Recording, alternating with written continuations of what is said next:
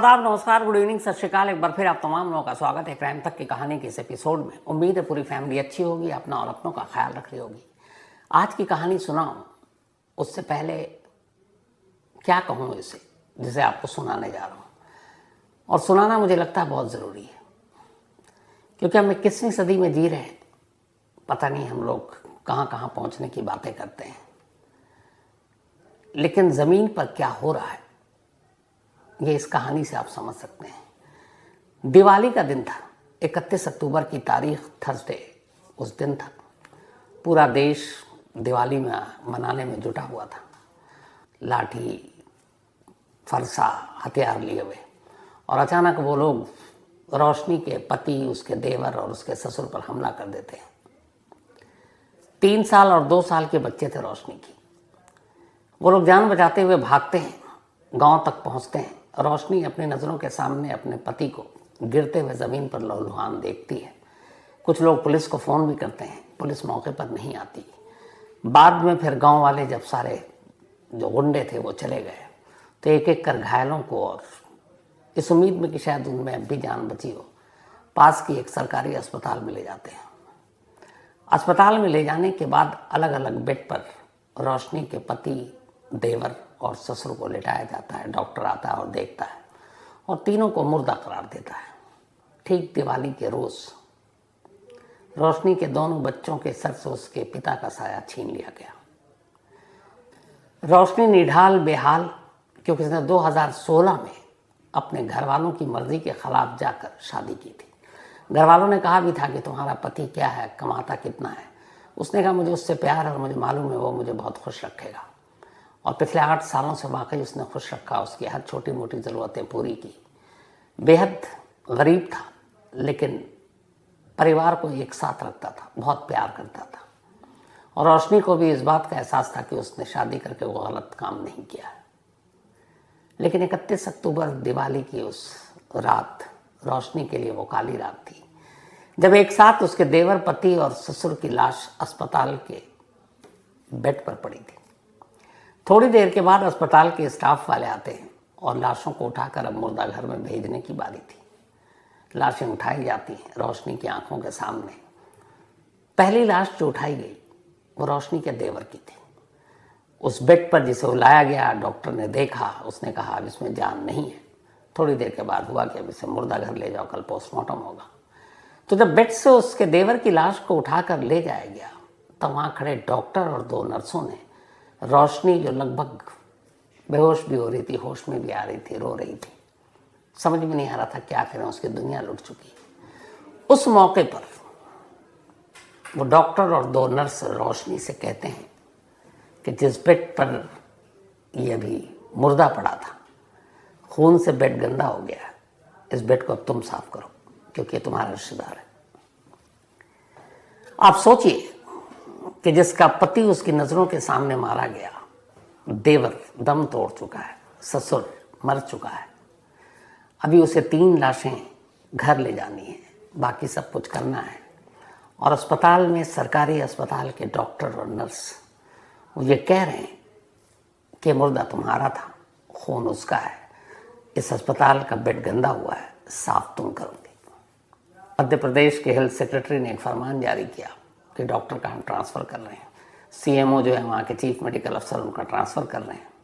और जो वो 2 नर्स थी उनको हम सस्पेंड कर रहे हैं। कोलकाता जूनियर डॉक्टर अस्पताल में भी जब हुआ था, आपको याद होगा, पहली बार प्रिंसिपल को ट्रांसफ़र ही कर दिया गया था। यहाँ भी ट्रांसफ़र कर दिया गया है, 2 नर्स सस्पेंड हो गई हैं, सरकारी मुलाजिम हैं ये सब।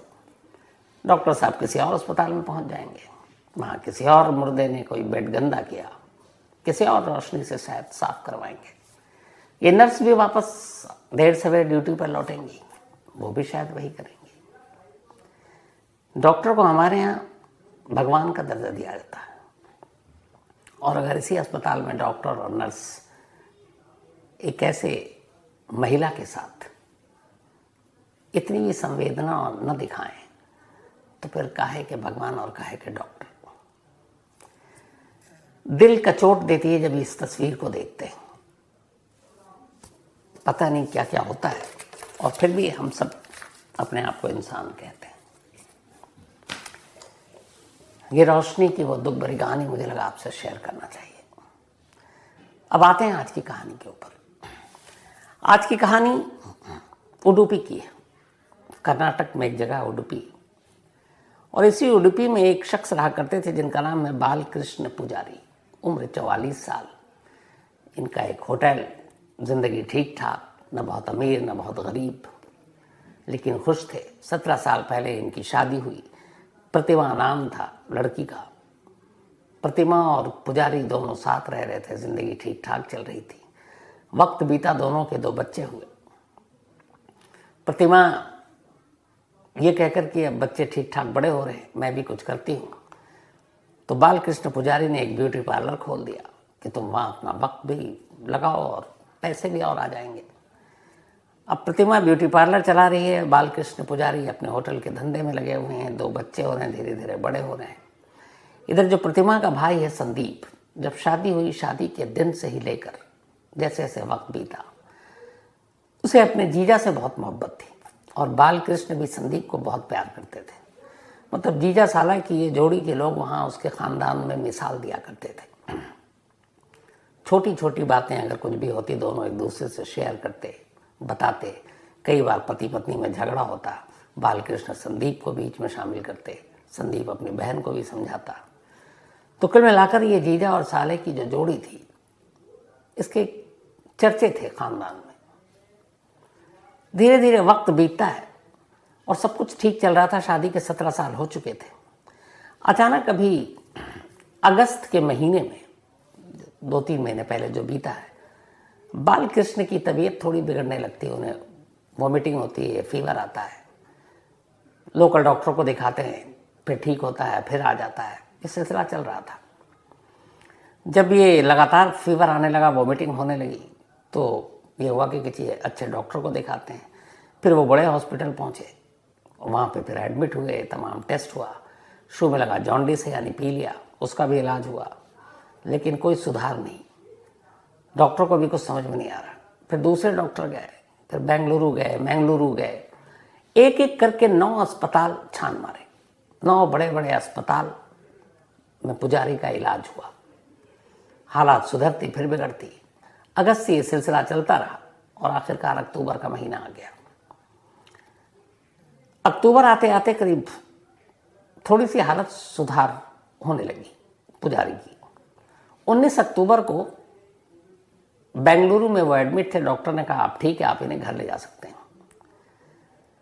तो 19 अक्टूबर को बालकृष्ण पुजारी को उनकी पत्नी प्रतिमा अपने साथ अपने घर ले आए उडुपी। उडुपी में ही एक जगह थी जहाँ ये लोग रहते थे, उसका नाम है करकाला। तो वापस घर ले आए 19 अक्टूबर को। अब 19 अक्टूबर को जब घर आए, करीब हॉस्पिटल में 9 अलग अलग हॉस्पिटल में पिछले 2 महीने से पुजारी रह रहे थे। पूरा परिवार परेशान था, दूर दूर रिश्तेदार परेशान थे। संदीप अलग परेशान था, प्रतिमा का भाई। तो जिस दिन ये पता चला कि हॉस्पिटल से डिस्चार्ज हो गए, परिवार में खुशी की लहर आई कि चलो अब बालकृष्ण ठीक हो गया। सारे लोग घर पर इकट्ठा हो गए। 19 अक्टूबर की रात पुजारी अपने घर पहुंचते हैं, प्रतिमा साथ लेकर आती है। घर आने के बाद अब पूरे रिश्तेदारों का जमावड़ा। प्रतिमा के बच्चे भी जो अब तक दूसरे रिश्तेदारों के घर पर उसने छोड़ रखा था, वो भी आए। पुजारी के इन लॉज, आंटी, अंकल, ये सब आए। खुद संदीप प्रतिमा का भाई, और सभी खुश थे कि आज पुजारी ठीक हो गया। ये सब करीब 8 बजे घर पहुंचे थे। अब 8 से लगभग 10, 11, 12 बजने वाला था। अच्छा, जितने भी रिलेटिव रिश्तेदार हैं वो सब आसपास में ही रहते थे। तो उनमें से कुछ का ये था कि पुजारी इतने दिनों बाद आए हैं, इसकी देखभाल के लिए यहाँ घर में रुकते हैं। लेकिन पता नहीं प्रतिमा को क्या हुआ, उसने कहा कि नहीं अब वो ठीक है, रेस्ट करेंगे, आप लोग परेशान ना हो, आप लोग अपने अपने घर चले जाइएगा, फिर कल आइएगा, यहीं आसपास में तो सब रहते हैं। सभी को लगा कि ठीक है भाई, पुजारी को आराम करने देते हैं। एक एक कर सारे रिश्तेदार चले गए। एक संदीप बच गया, जो प्रतिमा का भाई है और पुजारी का साला, और उसे अपने जीजा की बहुत फिक्र थी। जब वो हॉस्पिटल में थे तब भी वो जाकर देखभाल करता था। तो प्रतिमा ने अब देखा सिर्फ संदीप रह गया। उसने कहा भाई तुम भी अब घर जाओ, कल आ जाना। बोला नहीं, मैं यहीं रहूँगा। उसने कहा मैं तुमसे कह रही हूँ तुम चले जाओ, सब ठीक है, कोई ज़रूरत होगी तो बुला लूँगी, और ये वैसे भी आराम कर रहे हैं, इनको सोने दो, दवा दी है, शायद नींद गहरी आएगी। संदीप जाना नहीं चाहता था, लेकिन प्रतिमा ने फिर भी जिद करके संदीप को उसके घर भेज दिया। ये सब 19 अक्टूबर की रात 12 से पहले हो गया। अब 19 अक्टूबर 12 बजने के बाद 20 अक्टूबर में तब्दील हो चुका है। अब तारीख आ गई 20 अक्टूबर की रात। सारे रिश्तेदार अपने अपने घर जा चुके हैं, रात गहरा चुकी है, सभी अब सो रहे हैं। तभी रात के 1:30 बजे अचानक चुपके से एक शख्स प्रतिमा के घर में दाखिल होता है। प्रतिमा ने दरवाज़ा पहले से खोल रखा था। वो शख्स आता और सीधे जाकर एक बाथरूम में छुप जाता है। थोड़ी देर के बाद प्रतिमा दाएं बाएं आगे पीछे देखती है, घर के बाहर देखती है, कोई है नहीं। फिर वो दरवाज़ा लॉक कर देती है। इसके बाद वो बाथरूम में पहुंचती है, उस अजनबी शख्स को बाहर निकालती है और अपने साथ लेकर उस बेडरूम में ले जाती है जहां बालकृष्ण पुजारी सो रहे थे। वहां ले जाने के बाद अचानक वो अजनबी शख्स एक तकिया उठाता है और जोर से पुजारी के मुंह पर रखकर दबाने लगता है। पुजारी नींद से जागकर विरोध करने की कोशिश, अपने आप को बचाने की कोशिश करते हैं। तब तक पार्वती अचानक उछलती है। यकीन हो गया कि अब उसकी मौत हो गई है। इसके बाद वो अजनबी शख्स चुपचाप घर का दरवाज़ा खोलता है, बाहर निकलता है और चला जाता है। पार्वती दरवाज़ा बंद कर लेती है। तब रात के 2:30 बज रहे थे। आधा घंटा पार्वती जो है सब कुछ कमरे के अंदर देखती है, बिस्तर ठीक करती है, क्योंकि इस हाथापाई में कुछ सिलवटें पड़ी थी। सब कुछ ठीक करने के बाद अब वो फ़ोन की तरफ बढ़ती है और अचानक सबसे पहले अपने इन लॉज को फ़ोन करती है और रोने लगती है कि मैं लगातार पुजारी को उठा रही हूँ और ये कोई रिस्पॉन्स नहीं कर रहे हैं, पता नहीं इन्हें क्या हो गया। इन लॉज परेशान कि अभी तो घर छोड़ कर आए। इसके बाद वो कहती है बाकी आप लोग जल्दी आ जाएं। फिर वो संदीप को फ़ोन करती है, अपने भाई को, क्योंकि उसे पता था कि उसका भाई अपने जीजा को बहुत प्यार करता। कहती पता नहीं तुम्हारे जीजा जी को क्या हुआ, वो हिल डुल नहीं रहे। संदीप भी सुनकर बदहवास। फिर वो एक दो और रिलेटिव को फ़ोन करती है। 4 बजते बजते वो तमाम रिश्तेदार जो रात 11 बजे जबरन भगा दिए गए थे, वापस उसी घर में इकट्ठा थे, उसी बेडरूम में, और सामने बिस्तर पर पुजारी बेजान पड़ा था। सब लोग आते हैं, देखते हैं। एक लोकल डॉक्टर को बुलाया जाता है, वो नब्ज टटोलता है, कहता अब कोई जान बाकी नहीं है। तो हर एक को यही था कि जो लंबी बीमारी थी, घर आने के बाद उसी बीमारी ने जान ले ली। अब सब ये मानकर बैठ चुके थे। लेकिन तभी संदीप अचानक, चूंकि जीजा को बहुत प्यार करता था, वो बड़े करीब से जाकर अपने जीजा की लाश को देखता है। जब देखता है तो देखता क्या है कि उसके चेहरे पर एक लाल मार्क है, कुछ निशान सा, और एक गले पर निशान है। और चूंकि जब जीजा शाम को उसके आए थे तब ऐसा कोई निशान नहीं था। उसे देखकर कुछ डाउट होता है। वो अपनी बहन को कोने में ले जाता है, तमाम रिश्तेदारों से दूर, और पूछता है कि जीजा जी के चेहरे पर और गले पे एक अजीब सा मार्क देख रहा हूँ, ये नेचुरल डेथ नहीं है, तुम कहाँ थी, कोई आया था? तो कहती नहीं। तो कहती वो निशान। कहती असल में जब मैं आई कमरे में और मैंने जगाने की कोशिश की, वो हिल डुल नहीं रहे थे, बेजान, तो मैं पागल हो गई और मुझे लगा कि ये क्या हो गया। मुझे डर लगा कहीं कुछ हो तो नहीं गया। तो मैंने उठाने के लिए उसी आलम में एक पानी का मेरे हाथ में बोतल था, मैंने पानी का बोतल फेंक के मारा कि शायद कुछ हरकत करे, तो शायद उसी से वो निशान पड़ गया। संदीप ने कहा नहीं, ये वो निशान उसका नहीं है। लेकिन अब बहन बोल रही है, संदीप करे क्या, खामोश। खैर सब लोगों ने देखा। अगले दिन ये हुआ कि अब अंतिम संस्कार करना है। लेकिन संदीप के मन में कुछ था। उसने बहन से तो कहा कि इसका पोस्टमार्टम करा लेते हैं, अगर कुछ हुआ होगा तो पता चलेगा। बहन ने कहा कुछ नहीं है, बीमारी की वजह से मौत गई है, और जो निशान है मैंने बोतल फेंक के मारा, शायद उसकी वजह से है, जगाने के लिए। तो फिर संदीप को लगा कुछ गड़बड़ है। अब पोस्टमार्टम या तो पत्नी करवाए या फिर माँ बाप कराएं, कोई तो एक आगे आए।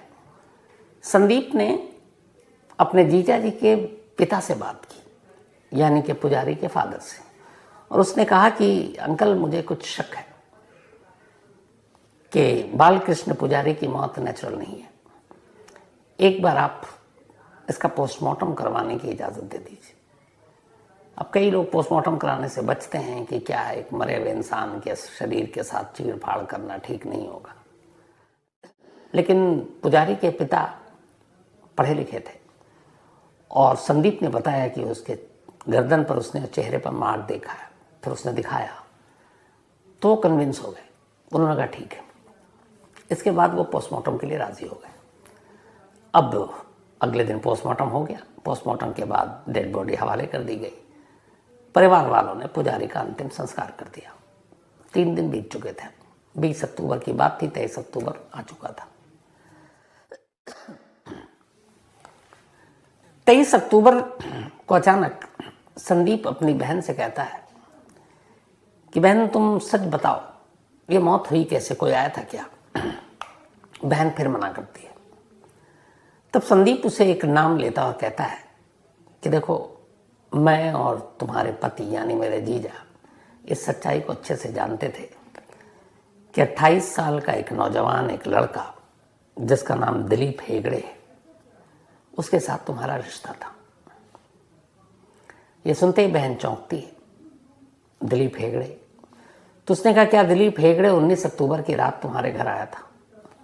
वो कहती है ऐसा कुछ नहीं है, पर उसने कहा मुझे जीजा जी ने बहुत पहले बता रखा था कि देखो तुम्हारी एक जो बहन है उसका एक 28 साल का नौजवान लड़का है। दिलीप हेगड़े एक बिजनेसमैन का बेटा था, मुंबई में रहता था, लेकिन फिर कोरोना काल में अचानक उसे वापस आना पड़ा अपने फैमिली बिजनेस को संभालने के लिए, तो वो उडुपी आ गया। और यहाँ लेकिन अब यहाँ सिचुएशन दूसरा था। गले पर निशान, चेहरे पर मार्क, वो देखकर संदीप को डाउट हो चुका था, पोस्टमार्टम हो चुका था। उसने फिर बहन से पूछा कि देखो बता दो, क्योंकि पोस्टमार्टम रिपोर्ट में अगर कुछ गड़बड़ निकला तो फिर तुम गई और मैं अपने जीजा के कातिल को बख्शूंगा नहीं। बहन वही कहती रही, लेकिन जब संदीप बताने लगा कि ये है कुछ गड़बड़, तो तुम एक्सेप्ट करो कि वो आया था कि नहीं। अब प्रतिमा को अचानक लगा कि शायद वो फंस सकती है। एंड टाइम पर उसने कहानी पलटी। उसने कहा उस रात तुम सबके जाने के बाद दिलीप हेगड़े घर आया था और उसी ने तुम्हारे जीजा का कत्ल कर दिया। लेकिन संदीप को अभी यकीन नहीं हुआ। उसे लगा उसकी बहन झूठ बोल रही है, दिलीप अकेले ये सब नहीं करेगा, कहीं ना कहीं इसकी बहन की मर्जी होगी।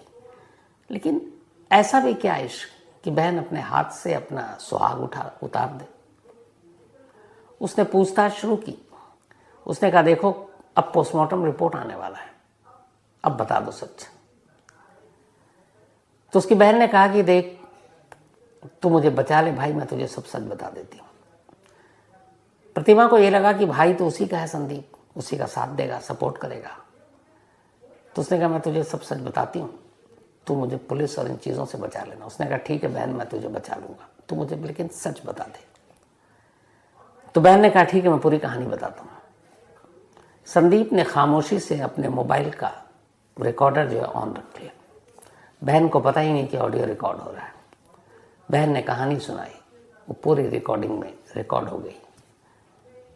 इसके बाद उस रिकॉर्डर को लेकर संदीप उसी दिन पुलिस स्टेशन जाता है पास के। वो ऑडियो पुलिस वाले को सुनाता है और अपने जीजा के कत्ले की पूरी कहानी बताता है। पुलिस उस ऑडियो को सुनती है, कहती है ठीक है बस पोस्टमार्टम रिपोर्ट का इंतज़ार करते हैं। तब तक पुलिस की एक टीम हॉस्पिटल जाती है, डॉक्टर से पूछती है प्रिलिमिनरी क्या है रिपोर्ट। तो पता चलता है कि गला घोट कर मारा गया है, मौत की वजह स्ट्रैंगुलेशन है, नेचुरल डेथ नहीं है। ऑडियो रिकॉर्डिंग उधर, इधर पोस्टमार्टम रिपोर्ट, तस्वीर साफ थी। फौरन पुलिस की टीम घर पहुंचती है, पहले प्रतिमा को उठाती है, इसके बाद दिलीप हेगड़े को। दोनों को गिरफ्तार कर लिया जाता है, प्रतिमा को अपने ही पति के कत्ल के इल्ज़ाम में और दिलीप को बालकृष्ण का कत्ल करने के लिए। ये ऑडियो इत्तेफाक से बाद में पुलिस के ज़रिए या किसी और के ज़रिए सोशल मीडिया तक पहुंच गया और सोशल मीडिया पर प्रतिमा का वो कन्फेशन लीक हो गया। जिसने भी सुना वही दंग रह गया और ब्यूटी पार्लर सबसे ज़्यादा अफेक्टेड हुआ था, क्योंकि उस वक्त तो दूरी ज़रूरी थी और आप बिना हाथ लगाए मेकअप और बाकी चीज़ें कर नहीं सकते। तो ऐसे वक्त में एक बड़ी आबादी सोशल मीडिया की तरफ कूच कर गई थी और मोबाइल ही उनका साथी था या फिर OTT प्लेटफॉर्म। तो सोशल मीडिया सबसे ज़्यादा यूज़ कोरोना काल में हो रहा था और उसी दौरान में प्रतिमा भी बहुत उसी पर बिजी रहती थी और ऐसी मुलाकात उसकी इंस्टाग्राम पर हुई दिलीप हेगड़े से। दिलीप हेगड़े से बातचीत हुई।